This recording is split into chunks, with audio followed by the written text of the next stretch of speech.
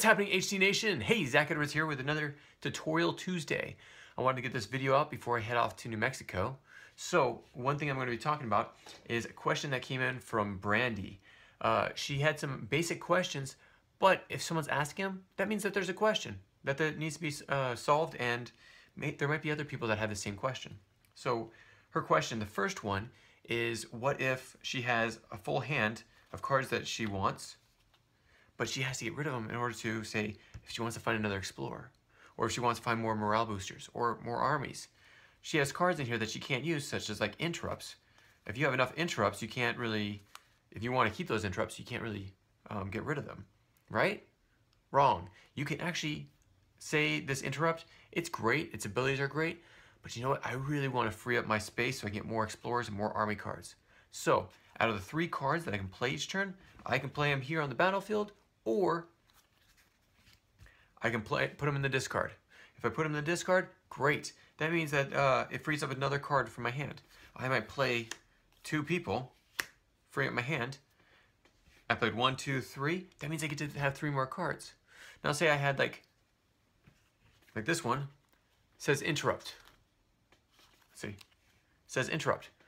So if it says interrupt, it means I can play it during as a surprise attack against my opponent. Well, what happens if I have 5 different interrupts in my hand? Well, it means I have no free space to get all those other cards. So, or like Rasputin, I don't have the right place I want to put it, or I want to hold off on another ability. I have to figure out which abilities I want, which cards I want, and which I'm willing to let go in order to draw more cards at the end of the turn. Now, the second question that Brandy had was, can she draw cards at any point, or does she have to wait to the end of the turn? Well, Brandy, it's at the end of the turn. The only time you can draw cards, so say you use an interrupt during your opponent's turn.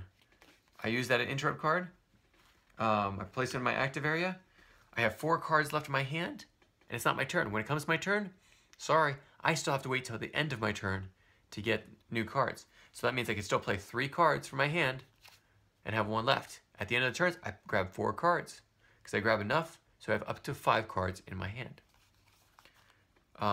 Another one of her questions was, so what if she just wants to use 1 card? Well, you can use 1 card. If you want to use Pedro, use in the land, and then I have 4 cards. Then I have 4 cards still in my hand.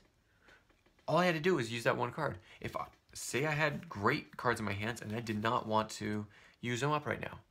Well, okay, that means I have 5 in my hand. I can't draw anymore at the end of my turn, but I get to hold on to the cards I want. So you really have to decide. This is all deciding, a way to decide for yourself.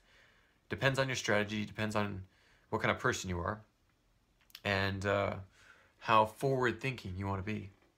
Now, another question was actually on the Fugitive Slave Act. So if we have, okay, so say the Fugitive Slave Act or William Shakespeare means I take an opponent's card and use it in my land. So say I took from my opponent this card. Well, actually, you know what? Let me fill up these spaces.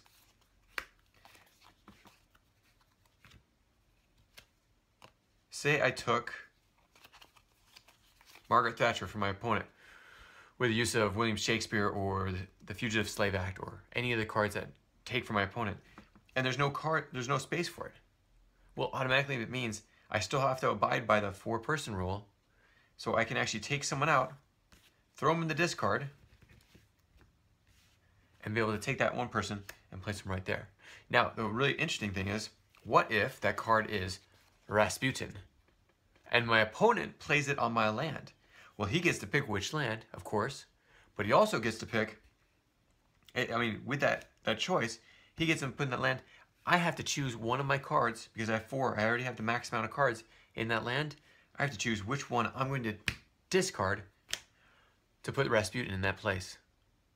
So I hope this helps Brandy, and I hope you're able to get some more out of the game by learning this one lesson. There's a bunch more. There's one more question that comes up, and then I'm going to be doing tutorials on other things. Also introducing different ways of using historical conquest beyond the usual game. We've already introduced hidden conquest.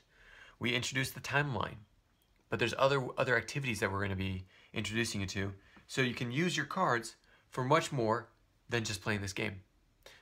Beyond learning also, I mean, fun activities that you can do, and at the same time you're going to be doing that, you're still going to be learning who the people are. So if you guys have any questions, put in the comments below.